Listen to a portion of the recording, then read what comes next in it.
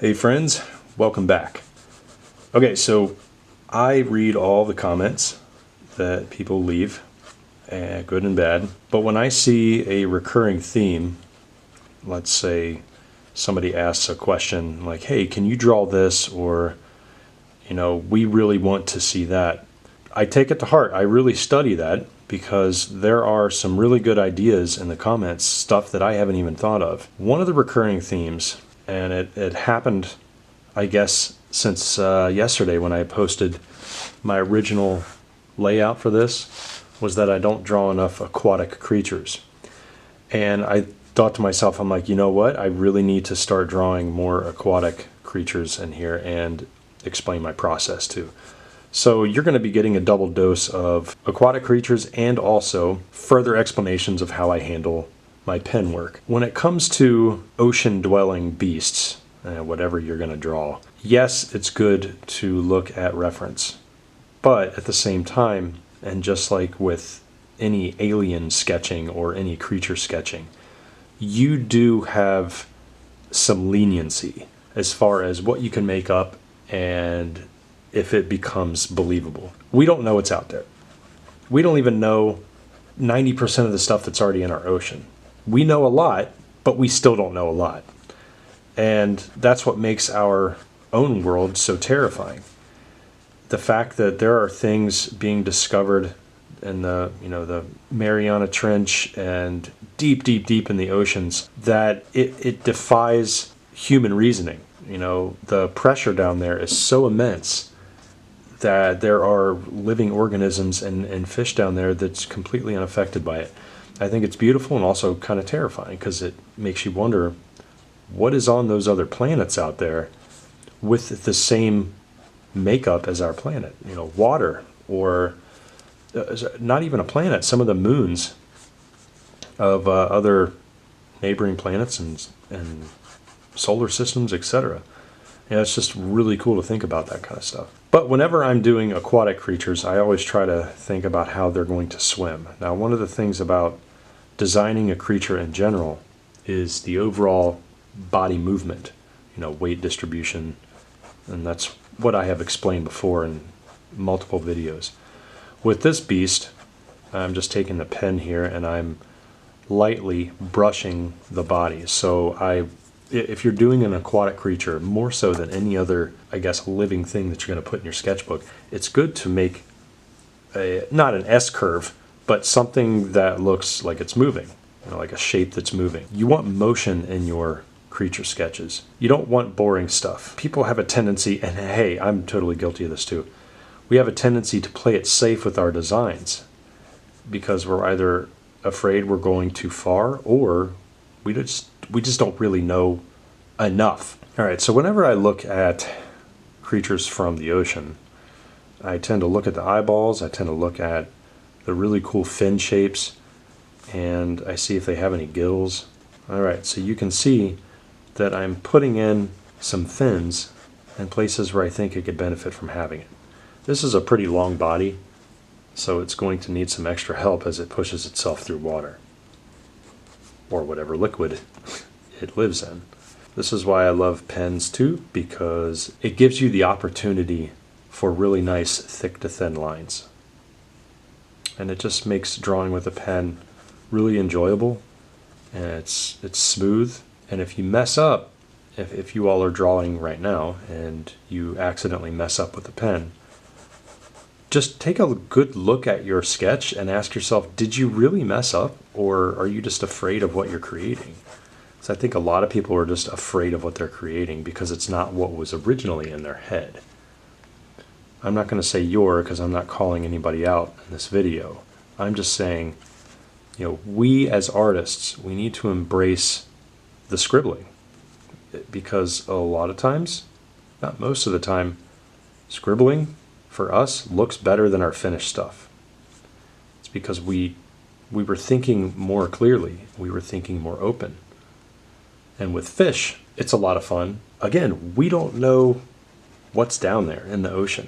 We don't know what's on other planets. We can only guess based on what we've seen here.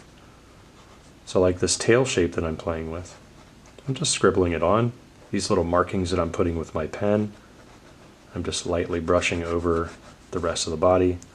If I want to shade, I will turn the pen slightly to the side, loosely hold it. I'm not gripping it tightly, but I will loosely hold it, just kind of brush over some hatching across the body. And maybe I'll hint at some gills on the side. And also, you don't have to spend hours and hours trying to shade with a pen, because it's harder. The strokes are so skinny that it takes longer to fill up a space. You can just indicate where some shading is without actually having to spend the next 20, 30, 40 minutes trying to get that in. Now, yes, knowing how to control your pen does come in handy. That's just something that comes with a lot of practice. Okay. We will be coloring these, by the way. As a matter of fact, I'm just going to let the pen dry. Let's get a color in. I'm looking at my colors and going, well, maybe a blue. Nope, I think that's a little too dark. I kind of have PTSD when I use these things, because the last time I used brush tips, they bled. So I'm just going to use the fat end. Let's see what happens when I put that over the head. That's kind of cool. Let's put some stripes in here, like green stripes. I've been asked in the comments, does marker bleed through moleskin? The answer is yes. Let's actually see what's happening. Well, it's not too bad, but I don't really have anything under there that I want to keep anyway, so I'm just gonna continue. But yeah, moleskin isn't meant for marker. I just love drawing on moleskin, so I'm just very careful if I add any color on it. Alright, so we need a slightly different one. I don't know how yellow would look, so I'm going to go just a little off that, so it's like a little bit of brown. And maybe this creature is very colorful and it lives in the tropical region. Okay, now I think I can get some pretty bright yellows in there. Let's see what happens.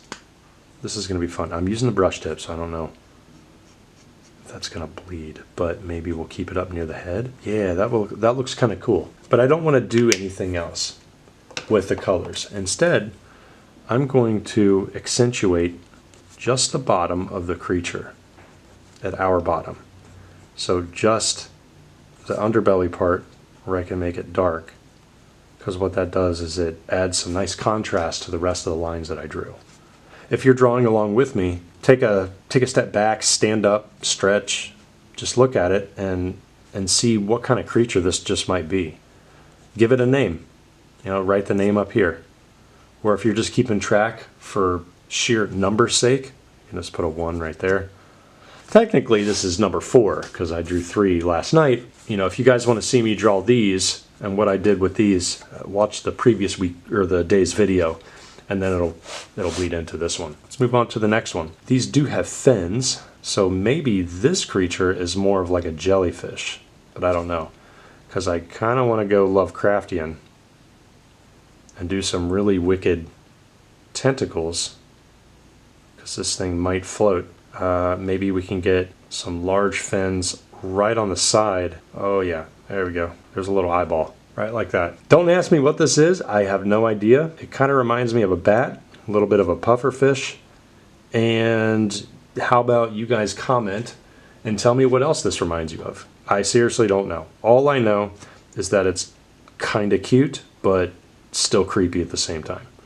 And that's as cute as I'm going. A couple videos ago, I did attempt to sketch something cute. I think it was in my drawing spheres video, and I don't think it worked out too well. We do need to make this more fin-like, and I don't want to make it look like a giant ear, but maybe this creature actually does use its ears to swim. I don't know. But I'm just going to put in some value down here, and I'm just going to start inventing some of these lines just to see what happens. What if we give this fish a horn? Now we're getting into the weird territory. I'm going to embrace the weirdness. And we gotta accentuate those tentacles. Maybe it uses the tentacles to move around. Of course, I would assume it does. If you're using your pen for this, it's better to keep the strokes longer and controlled versus doing hair marks, because the hair marks show up twice as much as they would with a pencil, mainly because graphite spreads apart a lot more than ink from a ballpoint pen. Speaking of ballpoint pens, this is a Bic stick pen that you can get at Walgreens, CVS. You can order off of Amazon. You could get it at Target. Yeah, these are great. All right, so now what I want to do is just add some tiny little suckers or details. It's almost like an octopus, but I'm going to put these on the tentacles. Maybe they help it feed, but also at the same time help it move. Who knows? There we go. I wonder what color I'm going to make this. It's very weird. And I think I'm going to put a big fin right here. That looks kind of cool, actually. I'm not going to lie. And then the tail, maybe it tucks its tail in underneath and it has some fins coming out on the side because it really can't bend its body any other way. Maybe the tentacles help move it forward and it can't straighten its tail out and swim super fast. So maybe it just uses the tentacles for most of its speed. Put some ribbings in there. Now, I wonder what color we can use in. There we go. So we'll put an orange running horizontally down its body. Kind of reminds me of koi fish, but koi fish, they have the white spots on it and they're a little bit more brighter orange. I'm going to mix in just a little strong yellow, but other than that, it's not going beyond that because I don't want to mix the pen with it. There, that's it. Now, another technique that you can use after you do some marker with your pen is you can actually go back over your drawing that you had marker on it. Very lightly outline some of the marker strips. And what this does is it actually gives it a nice outline to make it feel more finished. It's like a nice little polish. Actually, I'm just going to put a twist right here because the fin on the back needs to be very soft. It's not rigid. Hopefully you're enjoying this sketch and this continuation, because this was my original page. Got some really Lovecraftian stuff, and then this one is not really Lovecraftian, but it's more alien. I'm going to put in some values again, or some shading right there. And I'm just going to fade it upwards into the body. Okay, and the other thing about doing thumbnail sketching, even in the messy state that we're in, you want to make sure that each body part is finished. That is, outlining it so that it looks good and it looks intentional and that you're ready to move on to the next shape. Okay, let's move around the bodies of these little critters and let's lightly brush in some pen strokes to kind of finish these creatures off. I would love to know what you all are sketching. Whatever you got out of this session, check the links in the description below for our Creature Design Workshop Discord. The other thing that I want to mention is the Discord itself isn't geared specifically towards creatures. Even though that's the main theme, it's more about getting more comfortable with your artwork, getting more confident, and being able to show your work to other people, ask for feedback. Because a lot of times we don't grow as artists simply because we're too scared of asking somebody else's opinion if we need to get better.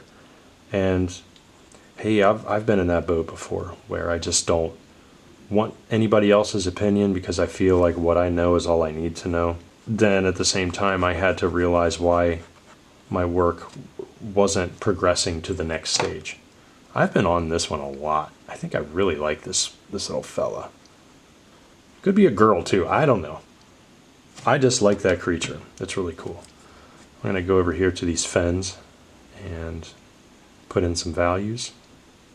If you darken the tips of appendages and fins and tentacles and horns and spikes, it tends to bring a level of finish to it, like an intentional level of finish.